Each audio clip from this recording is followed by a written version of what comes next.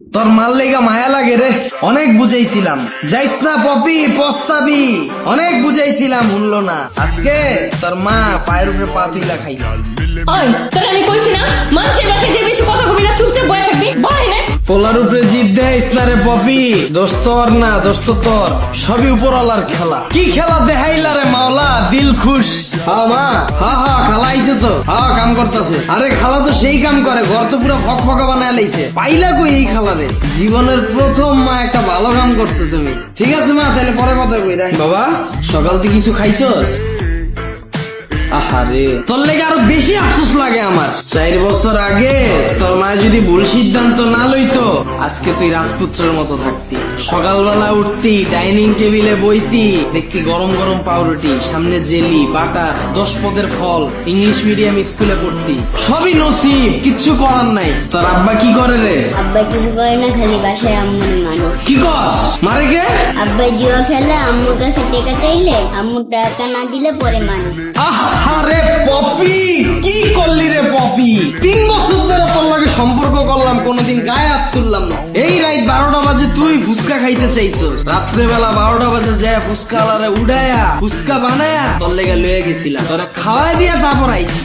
আরে দিনগুলার কথা মনে উঠলে বুকটা ফাইটটা যায় রে পপি, বুকটা ফাইটটা যায়। এই চল কাম শেষ। আরে খালা, কাপড় তো কয়টা রয়ে গেছিল, ধুয়ে যাইতেন। আপনার আম্মা আমার এক কামের কথা কইছে, যেদিন ঘর ঝাড়ু দিব ওদিন ঘরে ঝাড়ু দিব। আরে মায়ে তো গেছে দেশে, কাপড়টি ধুইব কেডা? এটা কি আমি জানি? আম্মা বেতন কত ধরছে? 800। ঠিক আছে, এই মাসে আমি আরো 800 বাড়াই দিব। এই মাসে 2 কাম কর, আম্মা দেশের তাইলে পরে 1 কাম করিস। কালকেতে কাপড় পাউডার দিয়ে ভিজিয়ে রাখবেন। আমি এক বাসায় কাম করি না, আমার আগে 10 বাসায় কাম করা লাগে, বুঝছেন? তোর মায় 10 বাসায় কাম কইরা 10,000 টাকাও পায় না। আর এই আমারে 3 বছর আগে 10,000 টাকার চাকরি করে দীক্ষা ছাইরা গেছিল।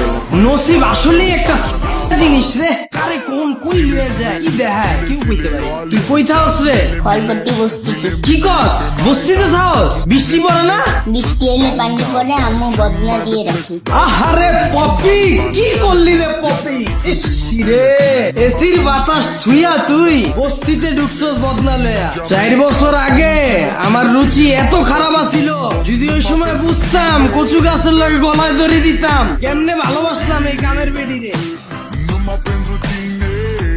আহারে পপি রে পপি। এই আমি আপনার বাসায় কাম করব না, এই চলো। আপনারা অনেকে জানেন গত 10-15 দিন আগেও আমার পেজে শুধুমাত্র 2500 ফলোয়ার ছিল। সো আমি কিভাবে শুধুমাত্র নাটক আপলোড দিয়ে এই 10-15 দিনে প্রায় 60,000 ফলোয়ার করে ফেললাম, এই বিষয়টাই আমি আপনাদের শেখাবো। আপনি নাটক আপলোড দিয়েও কিভাবে ইনকাম করতে পারবেন এবং খুব কম সময়ে আপনার পেজে ফলোয়ার নিতে পারবেন। আমি আপনাদের ভিডিও কলে আলাদাভাবে শেখাবো আপনি কিভাবে নাটকের ভিডিও এডিট করবেন, আপনি কিভাবে নাটকের কালারটা এডিট করবেন যেন সবার কাছে অনেক আকর্ষণীয় হয় দেখতে, আপনি কিভাবে আপনার ভিডিওতে লোগো অ্যাড করবেন, অথবা আপনি কিভাবে আপনার ভিডিওর মিউজিক এডিট করবেন যেন আপনার ভিডিওতে কপিরাইট না আসে। এই সকল কিছু জানতে আমাকে ইনবক্স করুন। অবশ্যই এটা পেড সার্ভিস। আমি যখন আপনাদেরকে সময় দেব, আপনাদেরও উচিত আমার সেই সময়ের মূল্য দেয়া। ধন্যবাদ।